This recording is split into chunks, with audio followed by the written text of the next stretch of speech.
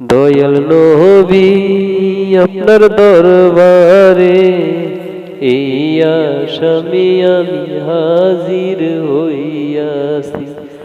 আমার হাতে করা পায়ে বেরি এই আসামি ফেরোয়ারি আপনার কোটে নবী জামিন চেয়েছি।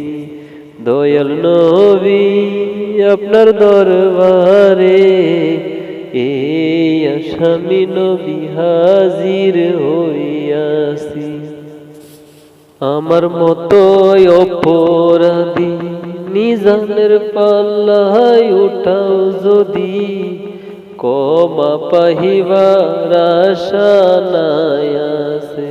দয়াল নবী আপনার দরবারে এই আসামি নবী হাজির হইয়াছি।